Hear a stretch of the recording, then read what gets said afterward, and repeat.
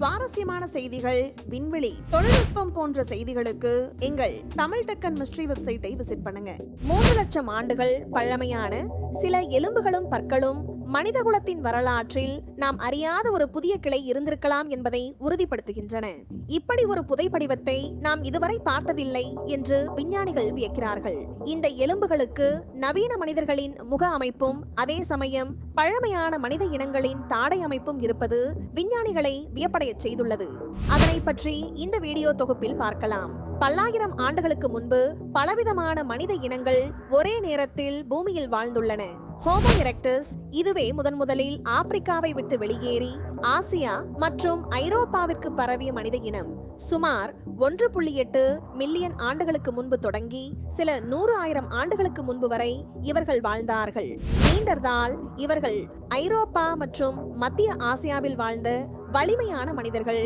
இவர்கள் சுமார் 40,000 ஆண்டுகளுக்கு முன்பு வரை உயிர் வாழ்ந்தார்கள். ஆனால் சீனாவில் வாழ்ந்த ஒரு புதிய இனம் பற்றிய இந்த கண்டுபிடிப்பு நமது மனித குடும்ப மரத்தில் ஒரு புதிய கிளையை சேர்க்கிறது.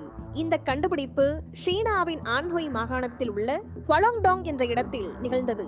அங்கு நடந்த அகழ்வாராய்ச்சியின் போது விஞ்ஞானிகளுக்கு சுமார் 3 லட்சம் ஆண்டுகள் பழமையான மனிதரின் எலும்புக்கூட்டின் பகுதிகள் கிடைத்தன. இதில் ஒரு தாடை எலும்பு, ஒரு மண்டை ஓட்டின் பகுதி மற்றும் சில பற்கள் இருந்தன. அந்த எலும்புகள் ஒரு 12 முதல் 13 வயது சிறுவனுடையதாக இருக்கலாம் என்று மதிப்பிடப்பட்டது. ஆனால் அதன் அம்சங்கள் எந்த ஒரு அறியப்பட்ட மனித இனத்துடனும் முழுமையாக பொருந்தவில்லை.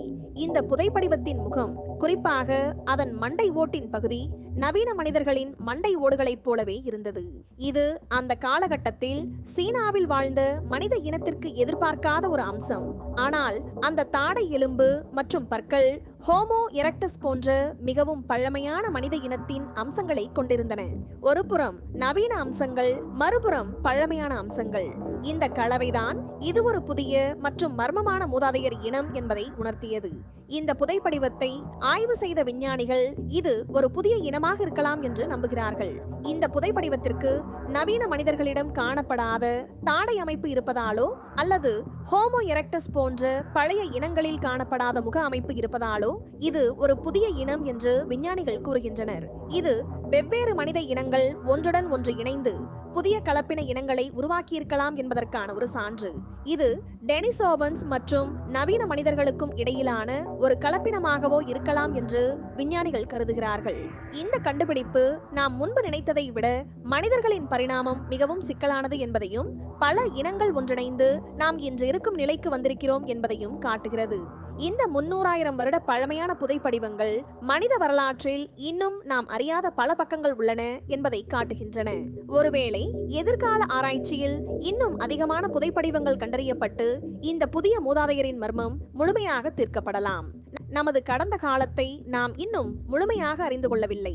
ஆனால் இந்த கண்டுபிடிப்புகள் ஒரு புதிய கதவை திறந்து வைத்துள்ளன. மேலும் இது போன்ற சுவாரஸ்யமான வீடியோக்களுக்கு எங்கள் சேனலை சப்ஸ்கிரைப் செய்யுங்கள். நன்றி.